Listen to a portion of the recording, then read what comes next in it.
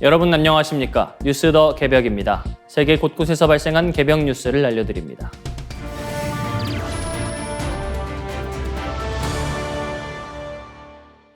일본 서점가에서 학습 만화의 지형이 바뀌고 있습니다. 오랫동안 역사물이 중심이었던 일본 학습 만화 시장이 최근 과학과 수학, 영어, 금융 등 다양한 주제로 빠르게 넓어지고 있습니다. 이 변화의 한가운데에는 한국발 학습 만화가 있습니다.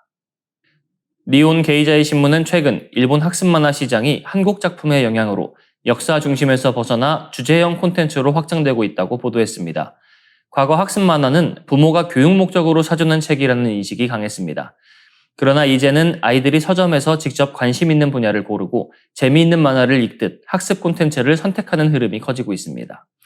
대표적인 사례는 미래엔 아이세움의 살아남기 시리즈입니다.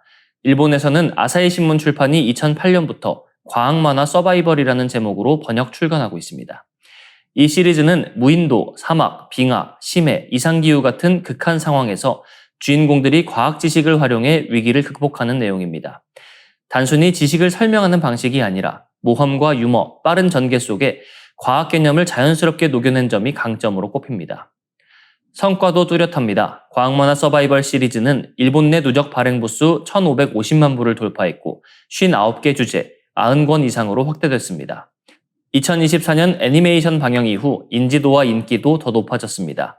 도서관에서 빌리기 어려울 정도로 수요가 늘면서 직접 구매하는 어린이와 학부모도 증가하고 있습니다. 일본 출판업계는 한국 학습 만화의 경쟁력으로 재미를 주목하고 있습니다. 공부를 위해 억지로 펼치는 책이 아니라 만화를 즐기다 보면 자연스럽게 지식이 쌓이는 구조라는 것입니다. 노치마 과학 같은 작품도 유머와 캐릭터를 앞세워 일본 독자층을 넓혀가고 있습니다.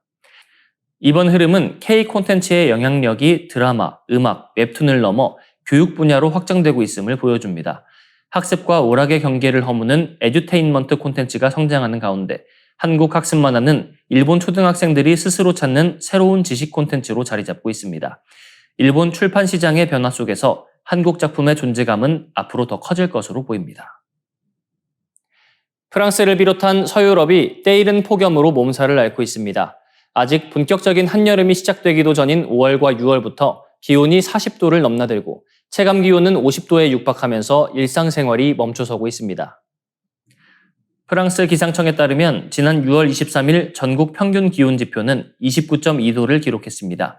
이는 1947년 이후 가장 더운 날 가운데 세 번째에 해당하며 역대 6월 최고 기록이기도 합니다. 수도 파리도 최고 기온이 39도에서 40도까지 치솟으며 폭염의 정점에 들어섰습니다. 문제는 프랑스가 이런 더위에 충분히 준비되어 있지 않다는 점입니다. 프랑스 환경에너지관리청에 따르면 2025년 기준 프랑스 가구의 에어컨 보급률은 24%에 그칩니다.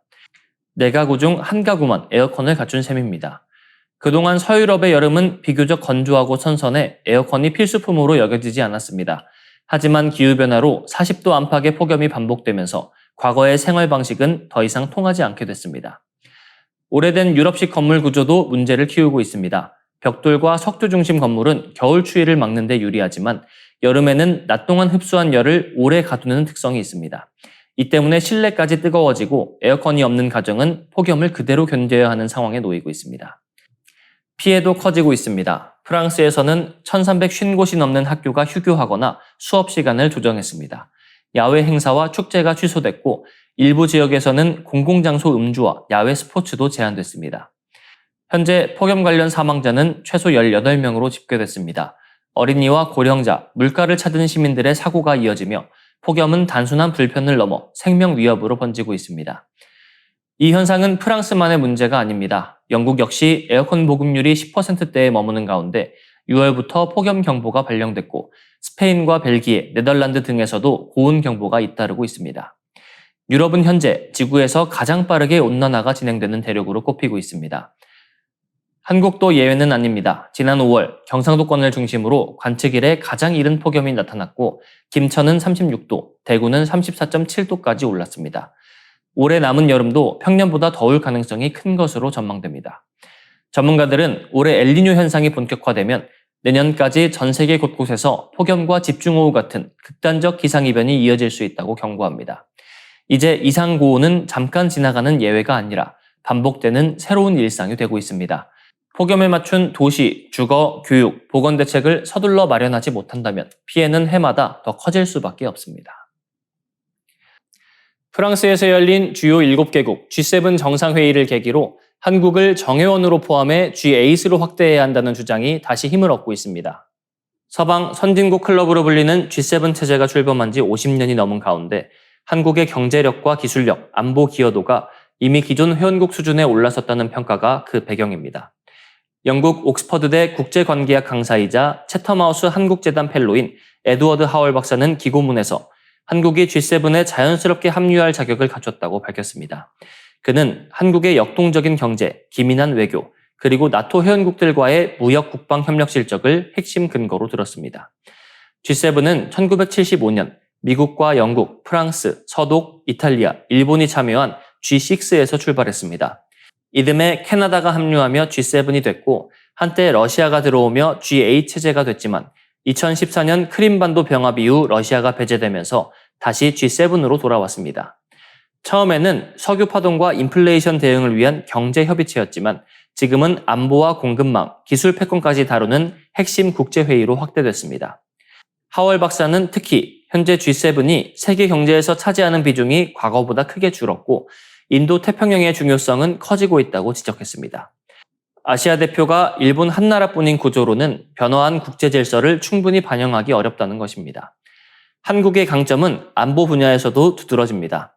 한국은 전차, 자주포, 다연장 로켓 등을 유럽에 대규모로 수출하며 나토 회원국들의 미국 다음 가는 주요 무기 공급국으로 부상했습니다. 여기에 반도체와 인공지능, 배터리, 조선 등 첨단 산업 경쟁력도 G7이 주목하는 전략 자산으로 꼽힙니다. 도널드 트럼프 미국 대통령도 집권 1기였던 2020년 G7을 낡은 체제로 지적하며 한국과 호주, 인도 등을 포함한 확대 구상을 제기한 바 있습니다. 이후 미국 외교안보 싱크탱크 전략국제문제연구소도 한국과 호주를 포함한 G9 확대론을 제안하며 논의에 다시 불을 붙였습니다. 물론 현실적인 장벽도 남아 있습니다. G7은 공식 가입 절차가 없는 비공식 협의체인 만큼 회원국 확대에는 기존 국가들의 전원 합의가 필요합니다. 유럽 일부 국가는 의사결정 효율성 저하를 우려하고 일본의 태도도 변수로 꼽힙니다. 그럼에도 한국은 이미 여러 차례 G7 정상회의에 초청받으며 사실상 핵심 파트너로 자리 잡았습니다. 한국이 G7에 합류한다면 선진국이 만든 규칙을 따르는 나라를 넘어 국제 질서를 설계하는 룰 메이커로 올라서는 중대한 전환점이 될 전망입니다. 민주 콩고 동부에서 에볼라 확산세가 걷잡을 수 없이 커지고 있습니다. 민주 콩고 보건당국은 6월 22일 기준 확진자가 1,000명을 돌파했다고 밝혔습니다. 로이터 통신은 23일 기준 확진자가 1,048명, 사망자가 267명으로 늘었다고 전했습니다. 발병 선언 한 달 만에 확진자가 1,000명을 넘어선 것은 에볼라 유행 초기 단계로는 이례적인 속도입니다. 보건당국은 아직 유행의 정점에 도달하지 않았다고 보고 있습니다. 이번 유행은 지난 5월 15일 이투리주에서 시작됐습니다. 지금까지 100명이 회복했지만 최소 365명은 병원에 입원하거나 격리된 상태입니다. 원인은 에볼라 바이러스의 희귀 계통, 분디부교 바이러스입니다. 문제는 이 계통에 대해 승인된 백신과 특정 치료제가 아직 없다는 점입니다.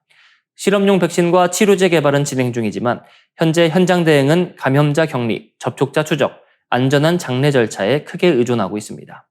방역의 가장 큰 난관은 감염 고리를 끊지 못하고 있다는 점입니다. 민주 콩고 당국은 접촉자 추적률이 55% 수준이라고 밝혔지만 아프리카 질병통제예방센터는 실제 추적률이 이보다 훨씬 낮을 수 있다고 보고 있습니다.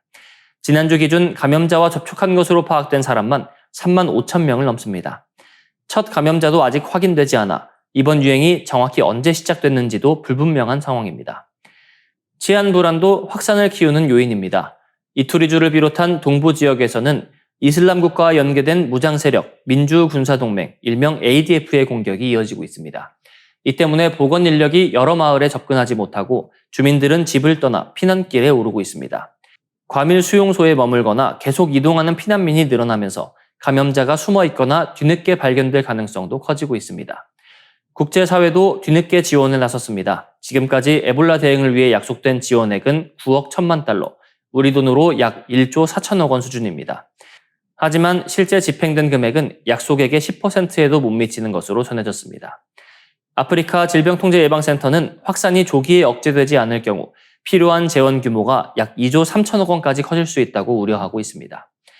에볼라는 이제 민족 홍보만의 문제가 아닙니다. 우간다에서도 관련 감염 사례가 확인됐고 서아프리카 경제공동체는 회원국들에게 공항과 국경 검역 강화를 권고했습니다. 2014년부터 2016년까지 서아프리카를 강타한 에볼라 사태로 11,000명 이상이 숨졌던 기억이 다시 떠오르고 있습니다.